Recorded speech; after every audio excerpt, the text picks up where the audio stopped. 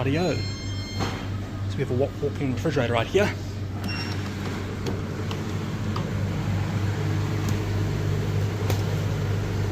We have two Buffalo Trident evaporator series.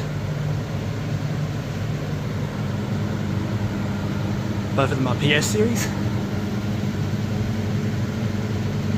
So yeah, we have the coil at the back. Okay. Injector right there. Also the end will be the drainage pipe, which is on the other side. Right there. This one's exactly the same.